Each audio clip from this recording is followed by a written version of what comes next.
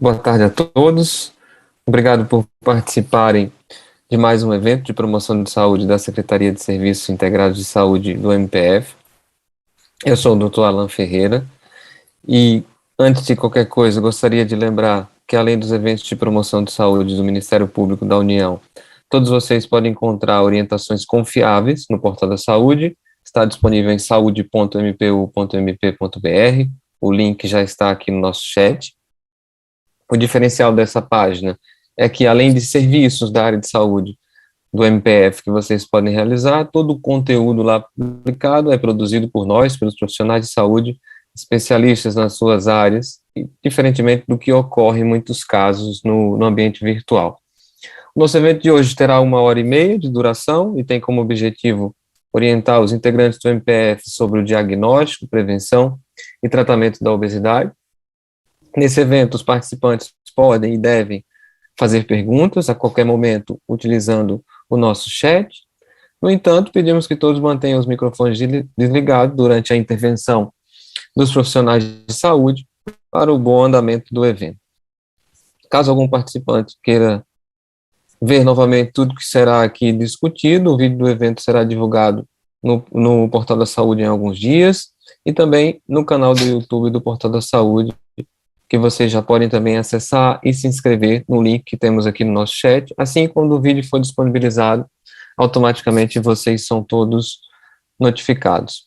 Para encerrar, então, os avisos iniciais e começarmos o nosso evento, eu gostaria de pedir que todos os participantes preencham o formulário de participação no evento, também está aqui no nosso chat, porque as informações que vocês deixam nesse formulário, inclusive com sugestões para novos eventos, nos ajudam a aprimorar a promoção de saúde e, claro, também a assistência em saúde. Bem, a nossa roda de conversa hoje, o nosso bate-papo sobre obesidade, conta comigo, que já me apresentei, então peço agora que a doutora Natália, que vai participar aqui dessa conversa, se apresente para que a gente possa dar início. Natália. Boa tarde a todos, eu sou Natália, sou médica da Secretaria de Saúde, lá da PGR mesmo, aqui de Brasília. Sou médica, clínica médica e endocrinologista, e além da PGR, trabalho na Secretaria de Saúde, no Centro Especializado em Diabetes e Obesidade. E aí, hoje estou junto com a Alan para a gente bater um papo sobre obesidade com vocês. Muito bem, Natália.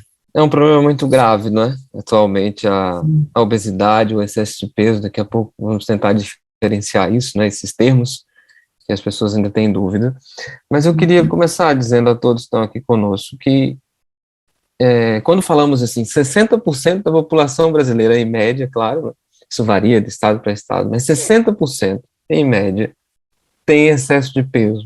Às vezes, quando falamos assim um número, né, aí as pessoas já começam a ficar preocupados. Um relatório publicado em 2020 mostrou que, entre as mulheres, o excesso de peso entre os estados brasileiros, né, varia de 46% a 60% da população feminina para as mulheres. E para os homens isso é ainda mais grave, que varia de 54% até 68%. E dentro desses percentuais, 17% das mulheres são obesas, não tem só excesso de peso, mas também são obesas. E entre os homens também é pior, assim como a média entre os estados, é de 20% a taxa de obesidade entre os homens. Então, realmente, é um assunto muito importante, é muito grave. E para a gente começar, Natália, eu queria te perguntar, então, o que é obesidade, qual é a diferença entre obesidade e excesso de peso? Certo. Primeiro ponto que eu queria passar para vocês é a gente tratar a obesidade como uma doença, de fato, né? A obesidade não é, às vezes, a gente tem um pouco de preconceito, que é uma preguiça, é uma falta de vergonha na cara, e não, é uma doença que existe, é uma doença crônica, né? Então, não é uma coisa pontual, e é uma doença com causas multifatoriais. Existe realmente uma alteração fisiológica no corpo das pessoas que levam com que o corpo reconheça esse peso em excesso como sendo normal e mantenha esse peso elevado, né? E a gente reconhecendo a obesidade como doença é importante tanto para a saúde da pessoa, porque ela passa a ter menos preconceito de procurar ajuda médica, né, sabendo que isso é uma doença que existe como outras doenças, e também diminui o preconceito dos outros médicos em tratar pacientes com obesidade. E como que a gente faz esse diagnóstico, então, né? O diagnóstico, ele é feito baseado no peso, pelo IMC, né, que é o índice de massa corporal, que a gente pega o peso e divide pela altura ao quadrado. É um método simples, e de acordo com os valores desse IMC, a gente vai ter a quantificação de paciente com sobrepeso, que seria um IMC maior que 25, e paciente com obesidade, que é um IMC maior que 30.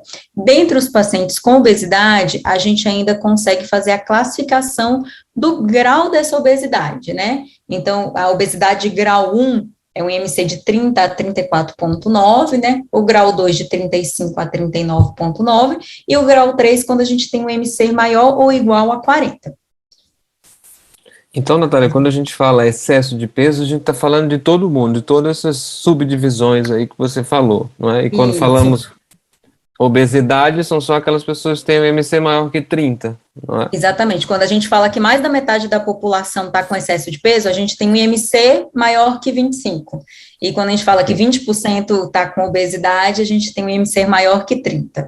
Seria mais ou menos isso. E do ponto de vista médico, Natália, podemos dizer que a obesidade, já que há essa diferença conceitual, né, e também no diagnóstico, é mais grave do que simplesmente o sobrepeso, do ponto de vista médico?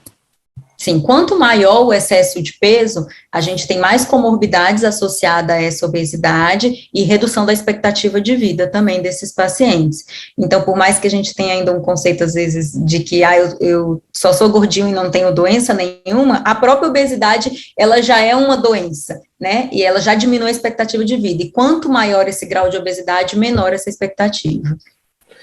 Natália, e você falou que o diagnóstico, né, é feito então pelo peso dividido pela altura ao quadrado, né, que é o IMC. Mas quando vocês avaliam um paciente somente pelo peso, isso tem alguma limitação? Sim, com certeza, Alan. Para estudos populacionais e para um diagnóstico pontual, a gente tem o padrão que é o IMC, é um bom marcador de risco, como a gente falou, um risco maior em paciente com IMC maior. Mas no tratamento individual, né, daquele paciente que está com você no seu consultório, o IMC é mais limitado, e o ideal é a gente fazer a avaliação da composição corporal desses pacientes. Porque a gente tem pessoas com pesos semelhantes que podem ter uma distribuição desse peso de forma ou mais gordura ou mais músculo. Então, eu tenho uma pessoa com 80 quilos que pode ser com uma distribuição de gordura maior, ou aquele paciente musculoso com 80 quilos, que ele tem uma massa magra boa. No consultório, a gente tem a bioimpedância, que é facilmente aplicável e reprodutível, né, que parece uma balancinha, que consegue diferenciar essa massa magra e da massa gorda. Também é importante ver nesses pacientes como que essa gordura está distribuída, porque a gordura abdominal, aquela que tem o abdômen maior, que até alguns marcadores de circunferência abdominal a gente usa, é uma gordura mais deletéria. E a gordura subcutânea, que seria mais em membros, ela é uma gordura mais protetora. Então, como a gordura está distribuída, também é importante para a gente ver esse paciente, fora que a gente tem que avaliar os exames de sangue e as alterações psíquicas, alterações mecânicas e alterações de qualidade de vida que essa obesidade está levando ao paciente. Então, o IMC é bom para a gente falar em porcentagem, população mundial, mas para o paciente a gente tem que avaliar individualmente mesmo. Ou seja, para quem está aqui com a gente hoje, teria que ver o IMC, mas teria que complementar isso também pela composição corporal, ou seja, o percentual de gordura, e também pela circunferência abdominal. Aí a gente já tem aí um diagnóstico mais detalhado, e depois, como tu já falou, teria que ter também a questão que vai além do fisiológico, comportamental também, se aquilo já afeta... O impacto desse peso, né? Assim... É muito importante. O histórico do peso, Alan, é outra coisa que é muito relevante para a gente, a trajetória do peso. Um paciente que tem 90 quilos, e 90 quilos é o maior peso que ele atingiu na vida dele, é diferente do paciente que já chegou a 110 e está com 90 hoje, entendeu? Então, assim, a história do paciente faz muita diferença para a gente planejar, fazer estratégias para o nosso acompanhamento. Agora, pensando nessa questão de peso, né, de população que a gente falou, população masculina, de quantos por cento está com sobrepeso, está com obesidade, esse excesso de peso que a gente está vendo que está acontecendo na população adulta tem ocorrido igual nas crianças, Alan? Isso é muito interessante, Natália, e mais preocupante ainda, não é? Porque os níveis de excesso de peso e de obesidade também têm aumentado na população de crianças e adolescentes brasileiras.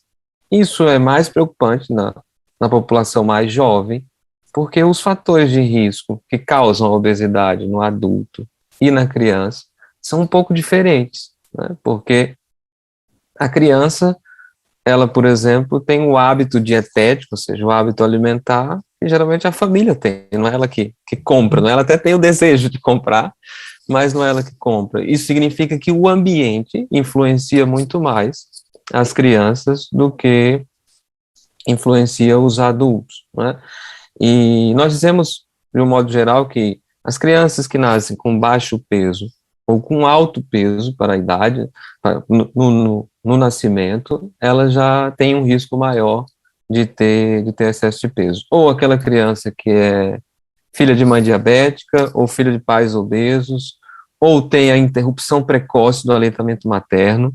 Isso é um dado muito importante, né? O aleitamento materno é, sim, fortemente associado ao peso adequado, quando ele é interrompido na hora errada, ele está mais associado ao excesso de peso, assim como a introdução inadequada de alimentação complementar, sem orientação, sem as etapas necessárias que é preciso cumprir para que ela ocorra de maneira saudável. E claro, depois disso, né, depois desses fatores que são familiares, vamos dizer assim, como eu falei, a família está controlando isso, claro, a oferta de alimentos que tem muita gordura, muito açúcar, esses são os fatores que mais afetam, o que mais causam, né, são os fatores de risco para causar a obesidade nas crianças. Já nos adultos, Natália, isso tá muito mais ligado a dois fatores que todo mundo está cansado de ouvir, né? Que são 95% dos casos de obesidade, nós sabemos que são causados ou por hábitos inadequados de atividade física ou de alimentação, o que é uma notícia boa, né? Porque esses são hábitos que são facilmente, ou não, facilmente modificáveis, né? Sem necessidade de um tratamento mais rígido, como é o caso do tratamento medicamentoso. Sim, com Mas, Natália, certeza.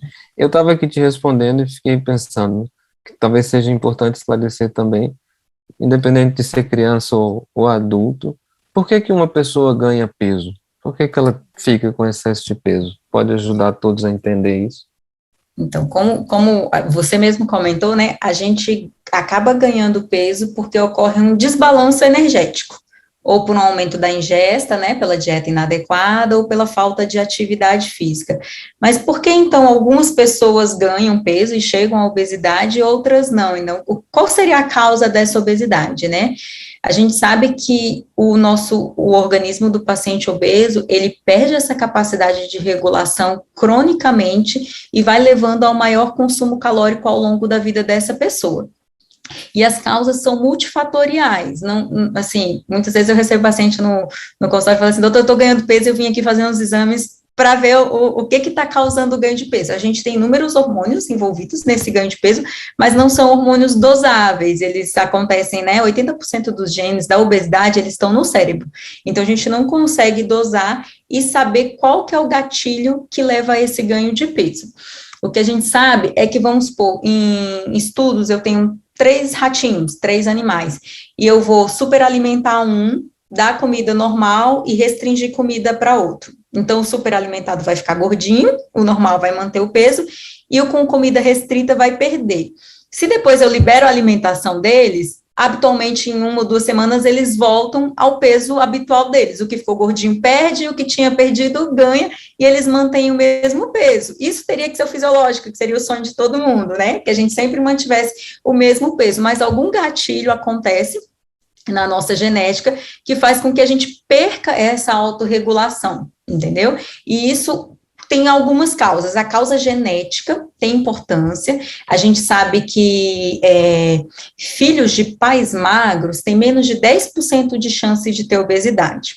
Se um dos pais é obeso, a gente tem 50% dos pacientes podem ter obesidade. E se pai e mãe forem obesos, a chance da pessoa ter obesidade é cerca de 80%. Então, a influência genética é muito importante. e como você falou, assim, tem os outros fatores ambientais, o ambiente intrauterino e da primeira infância é muito importante. A gente já tem pesquisas que mostram que o uso de antibióticos durante a gravidez ou durante a infância leva a um maior ganho de peso. O menor período de aleitamento materno modifica a flora bacteriana das crianças e também faz com que elas tendam a ter mais obesidade e muda a distribuição de gordura, inclusive, e substâncias que a gente chama de disruptores endócrinos, que são liberadas, por exemplo, em recipientes plásticos, quando a gente esquenta, que não são protegidos, que tem aquele bisfenol, eles são considerados disruptores, e aí eles podem desregular o nosso metabolismo, ser depositado em gordura, aumentar a proliferação de gordura, impedir que essa gordura seja queimada. A gente tem outros fatores até cogitados de que algumas infecções virais levem a essa desregulação, que de fato acontece uma desregulação. Agora, a causa é multifatorial, não é uma causa tão simples e identificável que a gente possa corrigir, né?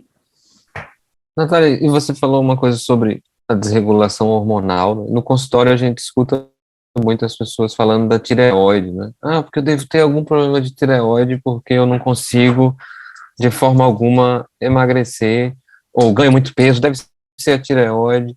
As alterações tireoidianas estão realmente relacionadas com a obesidade, com a dificuldade de perder peso? Sim, é muito comum, a nossa tireoide acaba levando a culpa do brigadeiro, da pizza, do sorvete, a gente brinca de tudo que a gente come, mas assim, o hipotireoidismo é uma doença muito frequente, né, muito comum, principalmente em mulheres, e ela leva uma leve redução do metabolismo e afeta a disposição. Ela não está associada à obesidade e ao ganho de peso. E quando a gente faz um levantamento de todos os pacientes com hipotireoidismo, mesmo aqueles casos mais graves, um hipotireoidismo franco, que não está tratado, leva a um ganho discreto de 2 a 3 quilos de peso, principalmente esse peso sendo de edema, né, retenção de água. E é claro que se a gente fizer um diagnóstico de hipotireoidismo e tratá-lo, vai melhorar a ter esses sintomas de cansaço, e indiretamente eu vou facilitar a adesão a esse paciente à mudança do estilo de vida mais saudável, ter menos cansaço, ter um sono melhor, mas raramente o tratamento do hipotireoidismo leva por si só a uma perda de peso substancial. Então a gente tem esse mito, né, de que alterações da tireoide fazem com que os pacientes ganhem peso, e pacientes com hipotireoidismo que já estão em tratamento funcionam como qualquer pessoa que não tenha doença de tireoide. Então, elas vão perder peso a depender da estratégia para perda de peso. A tireoide não vai influenciar nisso. É muito importante, porque é isso que eu falei, a tireoide vai levando a culpa, mas existem outras razões ocultas que expliquem essa dificuldade de perder peso e não a doença tireoidiana, né? Ou seja, mais uma vez, você está confirmando para a gente que é importante tratar isso como doença, né? Se houver o excesso de peso, principalmente de forma crônica, né? Que isso seja diagnosticado de verdade, para descobrir o que é e não simplesmente achar que é só um problema na tireoide. Achar que é preguiça, que é a tireoide, a gente sempre, toda vez que a gente tem alguma coisa, a nossa expectativa é de fazer um exame e aparecer X, que dizer que é aquilo e é só tirar o X, né? Assim, que seria mais fácil, né? Mas, infelizmente, essas doenças crônicas e multifatoriais, elas não são tão simples de serem manejadas, né? E, geralmente, o excesso de peso, como já falamos, é multifatorial, então precisa realmente ser investigado. E já que é multifatorial, Natália, temos visto muito, né, um aumento muito grande de distúrbios do sono, atualmente, por causa dessa mudança de rotina toda da pandemia, agora vamos voltando à vida, ao novo normal. Como é que o sono interfere no nosso peso? Isso realmente tem ligação? Sim, como a gente falou das causas multifatoriais, o sono é um dos outros muitos fatores que influenciam no peso. A gente sabe que pessoas que dormem menos de 5 horas por dia, ou pessoas que dormem mais que 9 horas, podem ter associação com obesidade. E como você falou, né, principalmente nesse período de pandemia, de ansiedade, as pesquisas mostram que mais da metade da população não dorme bem, não dorme de forma adequada, e dorme menos do que precisa, ou por ter um sono interrompido, ou por começar a dormir muito tarde, ou acordar muito cedo, principalmente durante a semana, que a gente tem uma rotina de trabalho mais puxada. E esse dormir pouco é sabidamente um fator de risco para o ganho de peso. O que acontece? Quando a gente dorme pouco, existe aumento dos hormônios da fome e redução dos hormônios que levam à saciedade. E aí, esses pacientes tá tocando aqui. Esses pacientes, no dia seguinte, né, de uma noite de sono mal dormida, eles vão ter mais vontade por doces ou por lanches mais calóricos, principalmente, e além disso, você sabe que quando você tem uma noite mal dormida, você tem uma preguiça maior e você acaba fazendo menos exercício físico. Então, tudo isso leva ao ganho de peso, e os estudos também mostram que os pacientes, mesmo que seguindo dietas semelhantes, os que dormem mal, eles tendem a perder mais músculo, entendeu? Então, mesmo com a dieta igualzinha, o sono é importante para a preservação da nossa massa muscular. Então, assim, a gente cuidar da saúde como um todo é importante nesse processo de peso, de emagrecimento. E aí os pacientes ficam nessa angústia, tá? A gente falou que é uma doença crônica, é uma doença multifatorial, a gente não consegue controlar todos esses fatores genéticos, ambientais, de sono. Como fazer, então, o que a gente faz para emagrecer, assim? Como que a gente previne, como que a gente trata de forma não medicamentosa, Alan? O que a gente poderia fazer para ajudar esses pacientes? Então, Natália, a primeira coisa é talvez o que seja o maior mal que temos hoje, que é o sedentarismo, né? E eu falo maior mal porque o nosso ambiente atualmente nos leva a ser muito sedentário.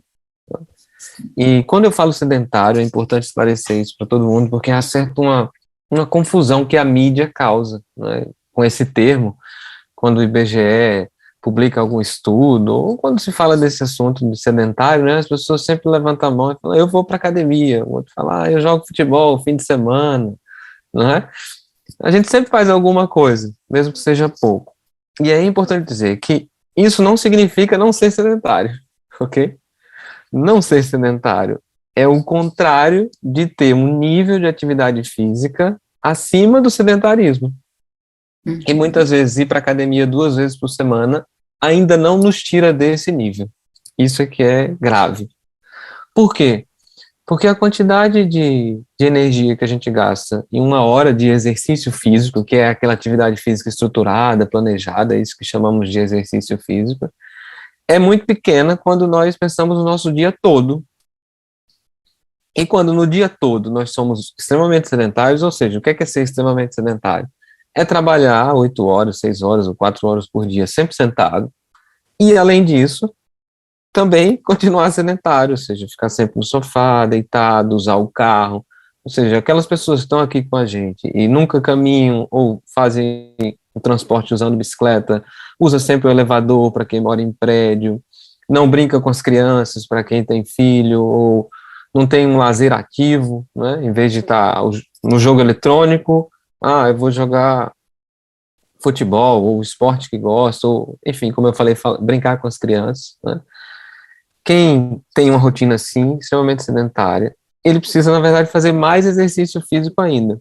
Mesmo assim, esse não é o melhor caminho para se tornar não sedentário. Porque, como eu falei, a quantidade de horas que a gente passa fazendo exercício geralmente é muito pequena, por causa da rotina de trabalho, da rotina familiar. Então, a forma mais eficiente de aumentar o nível de atividade física é, além de ter um exercício planejado, que é o exercício físico, que segundo a Organização Mundial da Saúde, a gente precisa fazer 180 minutos por semana, no mínimo, de exercício. Além disso, a gente precisa ter uma rotina menos sedentária. Okay? Eu nem estou falando muito ativa, porque, como eu falei, o ambiente já exige que a gente seja sedentário, vamos dizer assim. A gente precisa fugir disso. Ou seja, subir escada, evitar o elevador sempre que for possível ir andando, parar o carro mais longe, se for possível usar a bicicleta para fazer deslocamentos mais próximos, usar a bicicleta ou qualquer outro tipo de transporte que seja você que faça, e não um motor que faça o transporte para você. É a soma dessas duas coisas, ou seja, uma vida mais ativa, uma rotina mais ativa, com o exercício planejado que nos tira do sedentarismo. Isso é muito importante, que as pessoas comecem a pensar assim, nossa, como será que é a minha rotina? Durante a manhã, o que é que eu faço? Durante a tarde, o que é que eu faço? Durante a noite? Depois pensar assim, numa semana, como é que é a sua rotina para perceber se você está extremamente sedentário ou não. E depois fazer fazer exercício físico. E isso é igual, Natália, para as crianças, né? De acordo com a idade, as crianças também precisam se movimentar mais. É muito preocupante atualmente por causa do tempo dedicado ali às telas, né, que nós adultos temos, mas as crianças talvez tenham mais ainda por causa dos jogos e do entretenimento virtual. Então, quando a gente fala de criança, né, os estudos mostram que depois de 2 horas, daquele momento passivo que as crianças têm na tela, as crianças que passam muito mais que 2 horas, isso já está gravemente associado à inatividade física, que consequentemente vai levar ao excesso de peso. Então, essa é uma coisa básica, mas que eu sei, é difícil implementar uma rotina, né? Então, é importante começar isso lentamente. Para aqueles que ainda não conseguem fazer um exercício estruturado, que tente fazer da sua rotina mais ativa. Para aqueles que já fazem um exercício, né, que consiga somar as duas coisas. Fazer exercício é o fator que está mais associado à prevenção de doenças, quando comparado a quase todos os outros, só perde para o tabagismo, né? Quem fuma está muito mais associado a doenças do que quem é, inclusive, sedentário. Então, é um fator de risco muito importante que precisa ser evitado. Ótimo. E tem até pesquisas, Alan, que falam que sobre o tempo que a pessoa fica sentada, o tempo do período sentado, e o sugerido é que pelo menos a cada 1, 2 horas você faça uma pausa, faça esse movimento, porque a expectativa de vida mostrou-se menor em pacientes que ficam sentados por um período mais longo. Então, a gente pega e senta e passa a tarde toda trabalhando, o ideal seria fazer pequenas pausas, até para ativar a circulação, movimentar direitinho, né? E não ficar nesse sedentarismo, igual você falou assim, a gente reavaliar como que é o nosso dia a dia, né? Então, realmente, a atividade física é um ponto importante na prevenção e no tratamento, principalmente. Exatamente. Como eu falei, parece básico, mas, claro, isso envolve a rotina de vida de todo mundo, né? Por isso que eu falei que é preciso planejar também, pensar como é que é a minha rotina atual e o que é que eu posso mudar para tentar ser mais ativo, sair realmente do sedentarismo. Ótimo.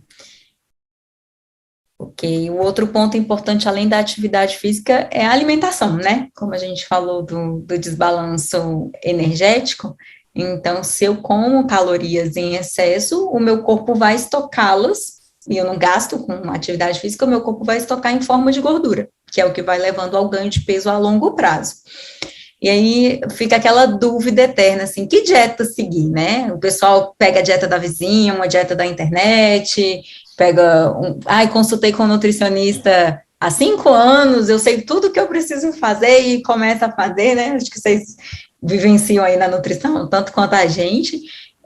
E uma coisa que é importante para as pessoas saberem, é que nenhuma dieta específica, ela se mostra superior à outra em longo prazo. Eu vou ter dietas mais restritivas, que vão me fazer perder peso talvez mais rápido, e dietas mais brandas, que me fazem perder peso gradativamente. Mas ao longo de um ano, comparando essas duas dietas, a perda de peso se mostra muito semelhante a longo prazo. Então, nenhuma é superior à outra.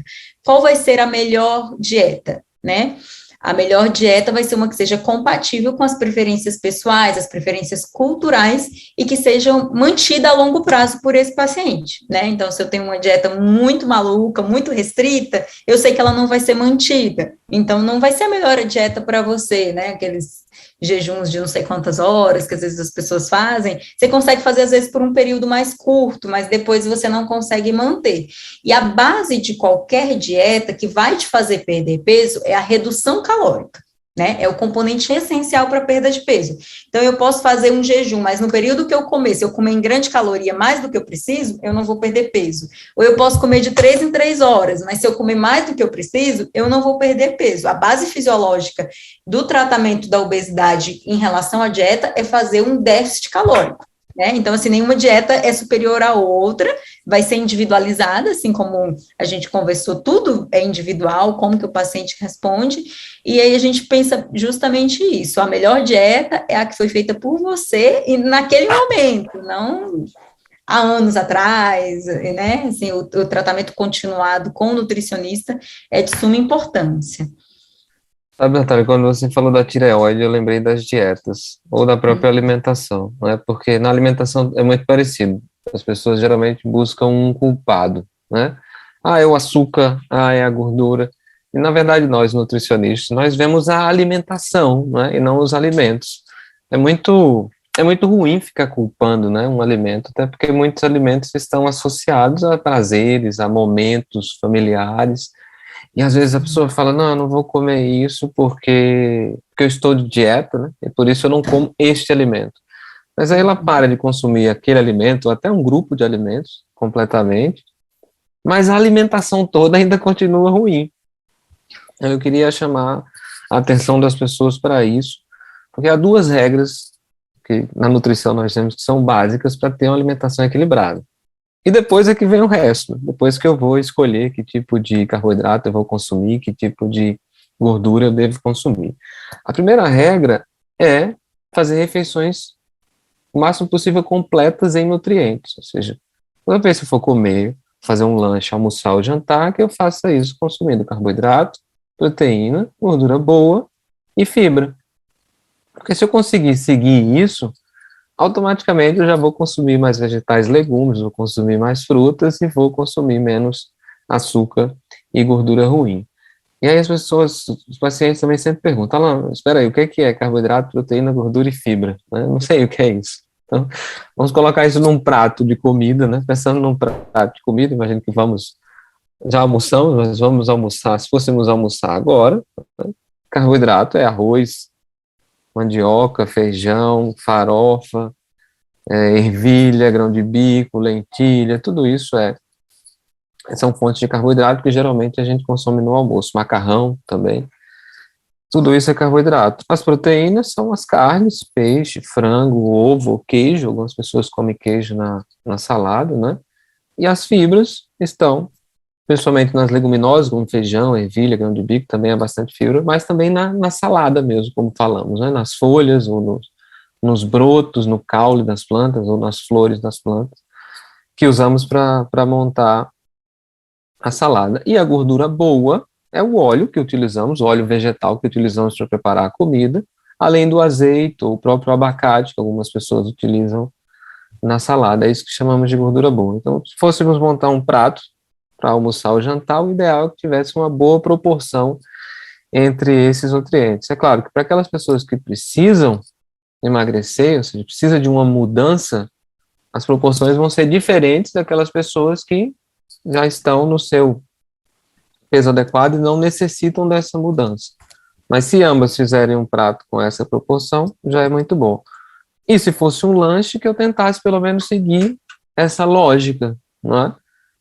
Que tenha carboidrato, proteína, gordura e fibra também. Então, eu vou fazer um lanche que tem uma fruta, que tem alguma fonte de carboidrato, pode ser um biscoito, pão, ou uma raiz, como algumas pessoas comem batata doce, mas que também tenha proteína, não é? Ovo, queijo, o próprio frango, algumas pessoas também consomem no lanche, ou um iogurte com algumas sementes, como castanha, por exemplo, e uma fruta. É um lanche que tem todas essas características que nós falamos. Então, se a pessoa conseguiu cumprir essa regra, e além disso, consegue consumir pouquíssimos alimentos ultraprocessados e processados, a gente já disse que está muito bem. Porque automaticamente aquela coisa de comer pelo menos 3 frutas por dia já vai ser cumprido, porque ela já está buscando isso para que a refeição dela seja completa e não tenha tantos alimentos ultraprocessados. Se ela faz isso, ela também já está evitando as gorduras que nós chamamos de gorduras que não são boas, né? E se ela faz isso também, acaba que o índice glicêmico, que é a velocidade com que a glicose chega na corrente sanguínea quando a gente consome carboidrato, também diminui, porque a minha refeição que tem carboidrato está sempre acompanhada por proteína, gordura e fibra, que são os nutrientes que reduzem a velocidade com que o açúcar chega no nosso sangue. Então, depois que eu der esses passos, aí sim nós vamos para a parte mais que chamamos de qualitativa da dieta, né? Que é de reduzir a quantidade de açúcar, trocar um alimento que tem mais qualidade por outro. Só que o que acontece na prática é o contrário. Geralmente as pessoas falam assim, não, cortei o açúcar, não como mais açúcar. Só que ela não come mais açúcar, mas come um prato de arroz que às vezes é assim, Vira açúcar. que é só açúcar, né? É. Ou faz um lanche, que eu digo que é o lanche do servidor público, né? Que é café com açúcar e biscoito, água e sal, que é só açúcar todo o lanche, né? Então, às vezes ela não percebeu que ela está tendo uma alimentação com uma qualidade muito ruim, e se tentar seguir essas duas regras, já consegue chegar lá. Então, tanto o exercício quanto a dieta são duas coisas bem gerais, assim, mas como a gente já falou, que ajudam muito. E eu estava falando aqui, Natália, sobre essa coisa da dieta, e lembrei que em muitos casos de obesidade, de excesso de peso, a gente tem que tratar os pacientes com medicamento, né? Quando é que, quando é que isso acontece? Quando é que aquilo que eu acabei de falar precisa ser complementado pelo medicamento? Perfeito. A gente falou um pouquinho da base do tratamento, eu falo sempre que é um tripé, né? A alimentação, que o Alan falou para a gente, da qualidade da alimentação, da composição da alimentação, a atividade física, mas muitas vezes só isso não é suficiente, e a gente precisa tratar os pacientes com medicamento mesmo, como as demais doenças. Então, o primeiro ponto é, paciente que tem sobrepeso, né, então um IMC maior que 25, principalmente ele sendo maior que 27, com alguma comorbidade, então o paciente que já tem esse excesso de peso, mas tem uma pressão alta, tem uma diabetes, tem um colesterol alterado, ele tem indicação do tratamento medicamentoso para obesidade, e o paciente com IMC maior que 30, a gente já tem indicação de tratá-lo com remédios, até mesmo desde o início do tratamento. Às vezes a gente tenta, primeiro, uma mudança comportamental, atividade física e alimentação, que tem paciente que chega a perder peso, mas muitos precisam do tratamento medicamentoso. Hoje em dia a gente tem 3 medicamentos aprovados em bula para o tratamento da obesidade, né? Vou só citar aqui para vocês, porque a prescrição é individual também, né? Assim, não saiam indo na farmácia e comprando o remédio, porque a gente falou aqui, mas tem a sibutramina, que é bem antiga, né, que é vendida com receituário controlado, tem o Orlistat e tem a liraglutida. Alguns outros remédios que a gente usa, eles são usados off-label. Na bula, se você ler a bula toda, não vai estar escrito que é um remédio para a perda de peso, mas foram vistos em alguns estudos com outros objetivos que depois viram que os pacientes perdiam peso usando essas medicações. Então, são medicações que existem estudos para perda de peso e que a gente usa mesmo não tendo em bula. Tá? Então, assim, a liraglutida, que é o injetável, que a gente às vezes conhece como Saxenda, ou Victoza, ou tem da mesma família o Ozempic, o Trulicity, tem algumas opções, né, mas a liraglutida é o que tem em bula, que é para perda de peso, é a opção de primeira linha, é a mais recente, é a que tem maior eficácia na perda de peso e tem um melhor perfil de segurança. Por quê? Porque a gente está mudando o foco dos remédios na obesidade. Antes, a gente tentava acelerar o metabolismo dos pacientes. E aí, o que a gente aprendeu ao longo de 20, 30 anos? Que quando a gente acelera o metabolismo, eu aumento o risco cardiovascular, eu acelero a frequência cardíaca, eu aumento a pressão. Então, o foco mais, hoje em dia, não é acelerar o metabolismo, e esses medicamentos mais modernos vêm com esse enfoque, né? Ele aumenta a saciedade, ele age em trato gastrointestinal. Então, ele tem um perfil de segurança muito bom, principalmente quando a gente associa com outras medicações de ação central, antidepressivos, pacientes que já usam outros medicamentos, e a tolerância está mais relacionada aos sintomas gastrointestinais, de náuseas, um pouquinho de enjoo, que tende a passar nas primeiras semanas. Então, essa é a liraglutida. E o que a gente sabe sobre a liraglutida? É que o tratamento com ela, nos estudos, leva uma redução de 7% do peso. Então, o paciente chega assim e fala assim, eu quero perder 30 quilos, né? A gente sabe que até os melhores remédios, a gente tem uma porcentagem limitada, só o remédio. Então, a gente tem que associar remédio, atividade física e alimentação. A sibutramina é a segunda mais potente, depois da liraglutida, que eu falei, né? Ela tem um perfil de uso mais restrito. Antigamente, ela era liberada, e aí foi retirada do mercado. Foram feitos novos estudos, teve um preconceito com ela, porque o estudo que retirou ela do mercado foi um estudo que levou a um aumento de infarto e morte cardiovascular em pacientes que estavam usando. Quando a gente foi analisar esse estudo a fundo e por um tempo maior, eram pacientes que tinham contraindicações ao uso da sibutramina. E aí não deveriam nem estar usando ela, né? Então, por isso que ela voltou com restrições, com formulário controlado, né? E aí a gente não pode usar em paciente com histórico de doença cardiovascular, com paciente que tem uma hipertensão descontrolada, que tem arritmia, porque ela aumenta um pouquinho a frequência cardíaca e até a pressão arterial, né? E também em alguns distúrbios psiquiátricos a gente não pode usar a sibutramina. Mas ela é uma droga excelente, que tem uma perda de peso perto de 5%. E o Orlistat, ele tem o melhor perfil de segurança, é um medicamento também que age em trato gastrointestinal, mas tem uma eficácia mais limitada, né? Ele age diminuindo a absorção de gordura. Então, 30% da gordura que a gente ingere, ele faz com que seja eliminado em fezes, né, no trato gastrointestinal. Então, o paciente muitas vezes não tolera por conta dos efeitos colaterais de uma urgência em evacuar, uma evacuação gordurosa, né, uma perda fecal importante, e gases também ele pode dar. E a gente fala até que o Orlistat, ele é educativo, que às vezes eu acho que eu tô comendo tudo bonitinho e quando eu tomo Orlistat eu começo a ter diarreia gordurosa. Então a gente tem gordura embutida na comida, porque não é só friturar, doutor, eu não como salgadinho, não como batata frita, não preciso desse remédio. O paciente me fala, vamos usar.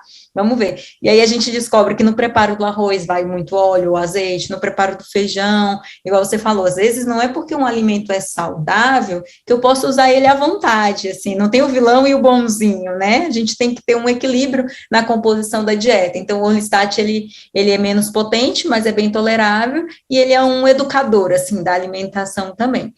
E aí, o que eu lembro, né? Falei desses 3 remédios e que tem uns outros que a gente usa que são off-label, e que as medicações, elas não substituem a mudança do estilo de vida, né? A importância da medicação é que elas devem ser somadas a essas mudanças de alimentação saudável e de atividade física, para que a gente possa aumentar a eficácia dessas modificações.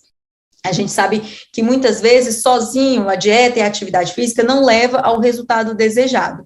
E aí, a gente, quando entra com o medicamento, a gente aumenta em 3 vezes a chance desse paciente atingir a perda de peso necessária.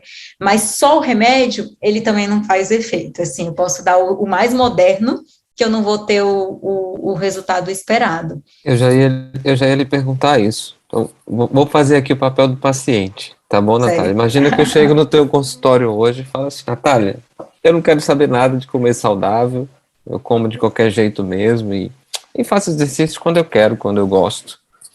Mas eu queria um remédio para resolver o meu problema. Como é que é o tratamento nesse caso? Faz sentido ele tomar algum medicamento ou não? Faz muito pouco sentido, é justamente isso. A base, eu posso te dar, você vai gastar dinheiro, você vai comprar o remédio mais caro. Se você fizer tudo igual, você não perde peso, porque o remédio, por si só, ele não faz você perder peso, não é?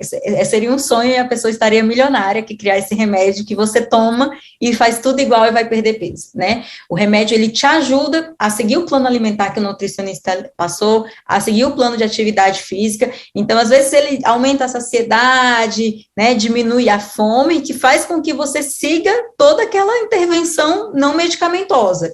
Sem ela, sem a atividade e a alimentação correta, a gente só gasta dinheiro e não tem benefício, assim, até causa efeito colateral, porque todo remédio que eu uso, ele tem um efeito colateral. E o primeiro ponto que a gente tem que fazer no tratamento médico é levar o benefício sem levar o dano, né? Então, tem que ver o custo-benefício de eu estar fazendo esse tratamento medicamentoso. Então, todo remédio que eu começo, eu tenho 12 semanas para avaliar na perda de peso. Se eu não tiver resposta nessas 12 semanas, eu tenho que parar esse remédio, aí eu não estou tendo benefício, né, é o princípio do nosso tratamento de obesidade.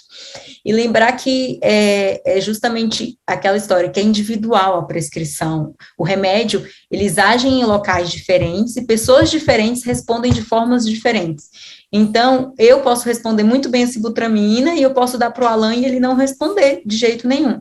Então, o entender o paciente, o tipo da alimentação do paciente, se ela é mais, assim, aquela hiperfágica, que come muito na refeição, se ela é mais beliscadora, isso vai mudar a minha proposta, se ela tem uma compulsão alimentar, tudo isso é relevante. Então, a gente sempre fala consulta médica, a prescrição individualizada, não tomem remédio por conta própria, porque hoje em dia é muito comum, fulano tomou injeção, emagreceu e vende sem receita. Se você for lá na farmácia, você compra. Mas aí você vai criar aquele preconceito de que o remédio não serve para nada, que você ganhou peso depois, que você teve muito efeito colateral, que gastou dinheiro. Então, tudo é bem indicado quando é bem avaliado, né? Então, é sempre para a gente tomar cuidado em relação a remédios. Não é um milagre que os pacientes esperam, infelizmente, e ele precisa ser bem indicado e associado às demais mudanças, né? E até complementando, Natália, nós sabemos que, infelizmente, grande parte desses pacientes que não estão bem acompanhados ou bem orientados, eles têm um ganho de peso que nós chamamos de rebote, né? Ou reganho de peso. Sim. É baixo o índice de pacientes que conseguem perder peso e depois manter o peso, principalmente quando ele não está bem acompanhado, assim, de forma até muito profissional. E eu queria te perguntar exatamente isso. Como é que ocorre esse efeito rebote nesse reganho de peso? Primeiro, vamos lá. Como eu falei para vocês, a obesidade é uma doença crônica, né? Então, doenças crônicas, elas vão existir sempre. E aí eu faço uma referência, por exemplo, paciente com a pressão alta. O paciente toma um remédio para a pressão e controla a pressão. Se eu paro o remédio da pressão, a pressão vai subir. Paciente com colesterol alto, eu uso o remédio para colesterol. Se eu paro o remédio para colesterol, o colesterol vai subir. Diabetes, a mesma coisa. Então, doenças crônicas exigem tratamentos crônicos, né? Eu não emagreço, faço um tratamento por 6 meses e nunca mais me preocupo. Não. Então, por que a gente, quando para um tratamento ou para de se cuidar, a gente engorda? Por que a gente tem esse efeito rebote? Primeiro, que eu queria que vocês soubessem, não tem nenhuma medicação que leva ao efeito rebote. Não tem nenhuma evidência de que isso ocorra com as medicações, né?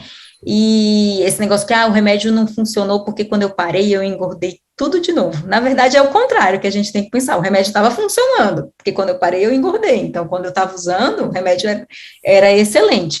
E o que é esse efeito rebote? O nosso corpo, como a gente comentou, ele muda o raciocínio de peso dele e ele tenta recuperar o peso perdido. Manter o peso perdido é mais difícil do que perder peso.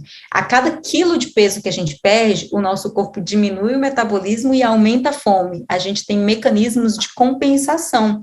Então, a fase de manutenção do peso, ela é muito mais difícil, muito mais trabalhosa e exige muito mais cuidado para que a gente mantenha esse peso perdido. Então, a culpa dessa recuperação de peso não é do remédio, a culpa é da obesidade, que é uma doença, né?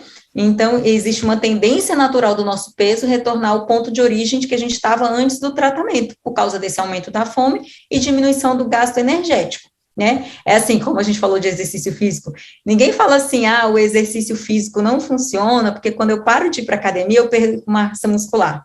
Mas as pessoas falam, o remédio da obesidade não funciona, porque quando eu paro de tomar ele, eu ganho peso, né? Então, é mais ou menos isso, é uma doença que precisa ser tratada, mas eu preciso tomar remédio para o resto da vida? O paciente vai me perguntar, não.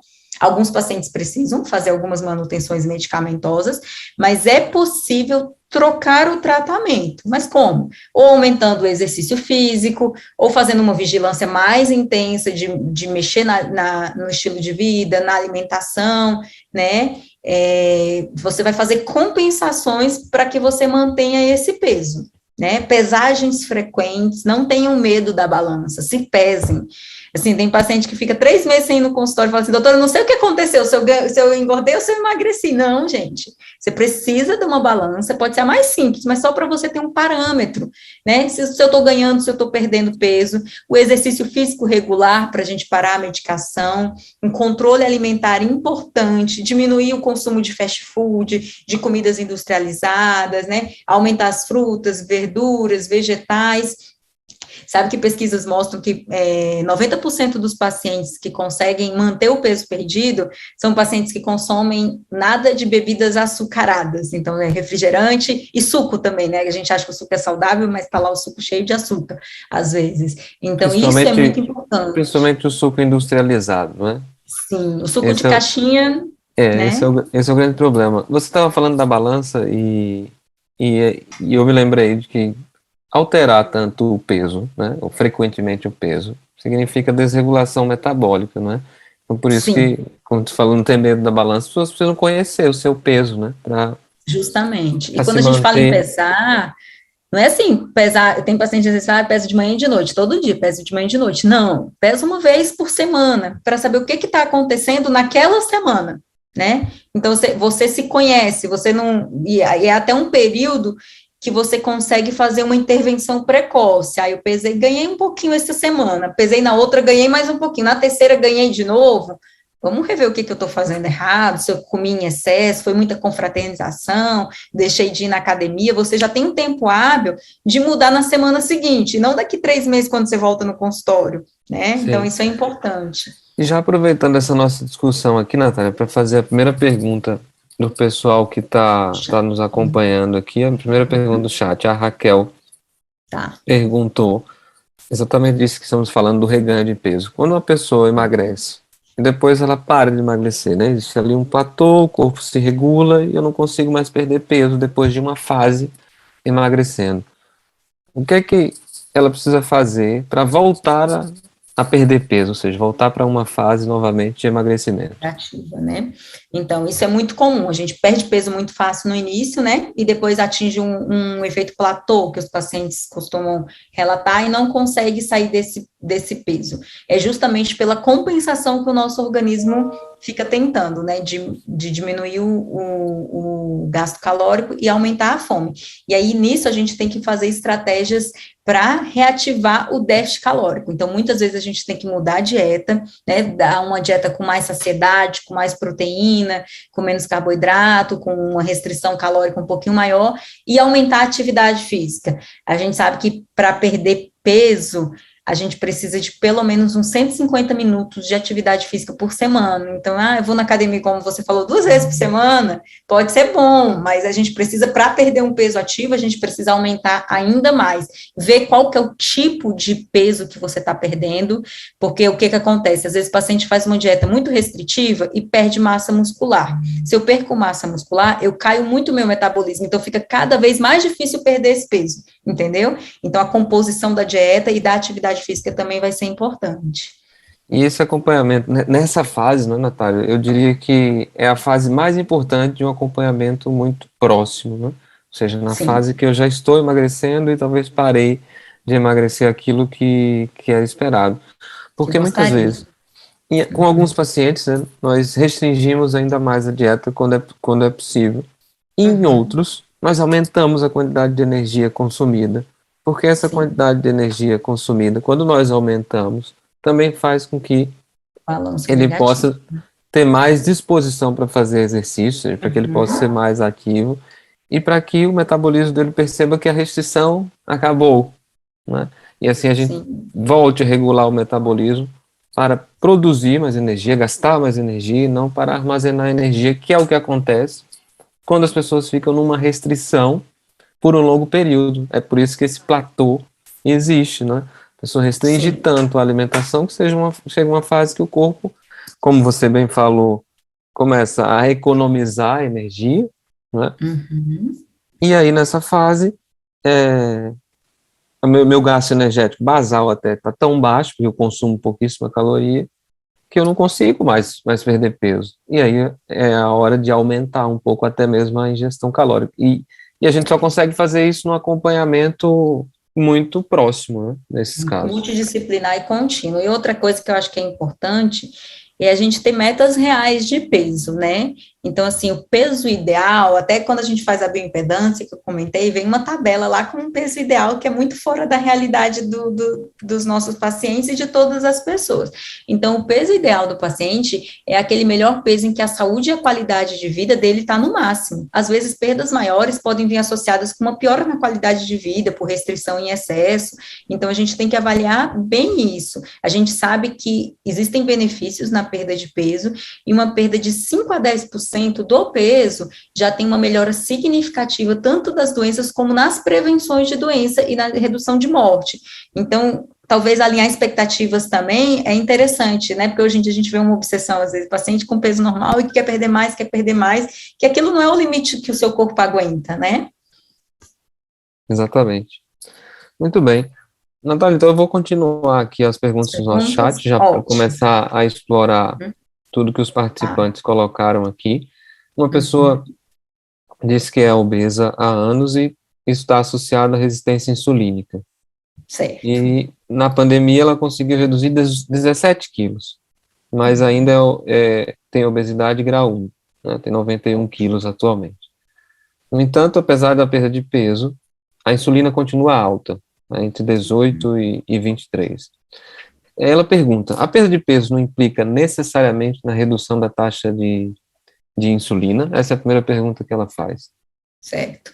Primeiro, parabéns, né, por essa mudança, por essa perda de peso, sim, é excelente. E sim, a perda de peso, ela vai fazer com que a sua insulina tenha uma ação melhor e que essa resistência à insulina aos poucos vá melhorando. O que seria a resistência à insulina?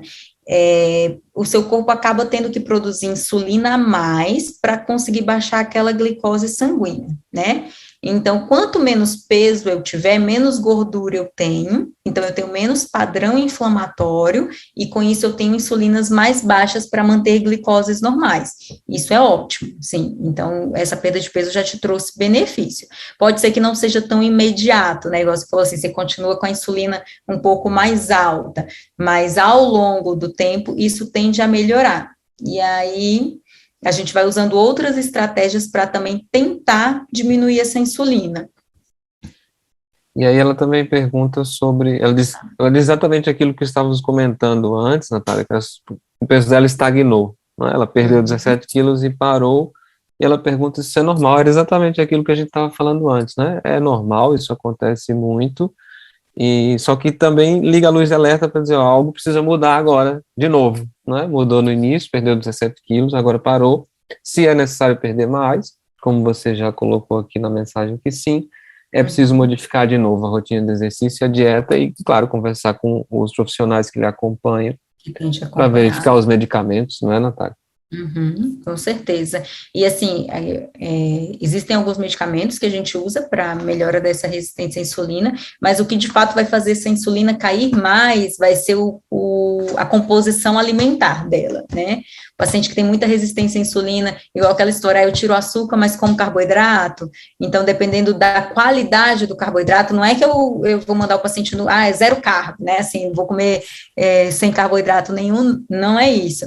Mas assim, eu vou comer uma farinha branca ou uma farinha integral, né? Um pão branco ou um pão integral, um arroz branco ou um arroz integral, que isso faz com que a glicose não seja absorvida tão rápido, e eu não faço pico de glicose e pico de insulina. Então, como você falou, vou comer uma fruta no lanche associado com uma proteína, porque aí eu não vou comer só o carboidrato da fruta. Então, a qualidade alimentar nela vai ser muito importante, né? A gente fazer essa proporção, melhorar o padrão de alimentação, com menos carboidratos simples, mais carboidratos complexos, e a atividade física ajuda muito a baixar essa insulina também. Isso, e até complementando, se ela conseguir fazer refeições mais completas, como eu falei antes, né, isso já vai Sim. diminuir o índice glicêmico das refeições. E também quando a gente come alimentos diferentes, a gente evita comer o excesso de um só, né, isso é normal Uhum. na alimentação, então isso também vai ajudar para quem fez essa pergunta. A terceira pergunta aqui, Natália, é sobre um assunto que a gente falou lá no início, que é sobre o sono. A Raquel pergunta se quem tem apneia do sono tem mais dificuldade de emagrecer. Sim. A apneia é uma causa e consequência da obesidade, né? Digamos assim. Quem tem apneia do sono tem um sono fragmentado. Então, esse paciente tem aquela noite de sono mal dormida. E como a gente comentou, quem dorme pouco, no dia seguinte vai aumentar o hormônio da fome e diminuir o gasto calórico. E vai procurar alimentos mais palatáveis. Isso é uma resposta natural do nosso corpo. Então, vai ter dificuldade para emagrecer e o excesso de peso piora a apneia do sono. Então, a gente precisa tratar a obesidade e muitas vezes usar o CPAP ou alguma outra intervenção para tratar a apneia e a pessoa ter uma noite de sono mais reparadora. Porque a apneia atrapalha a qualidade do sono, né? Então, diretamente vai causar Né? aquilo que você já falou no início.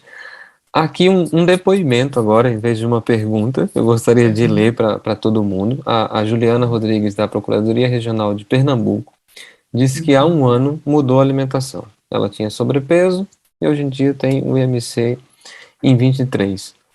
O que ela fez de mais importante, que ela diz aqui, foi aumentei a ingestão de proteína.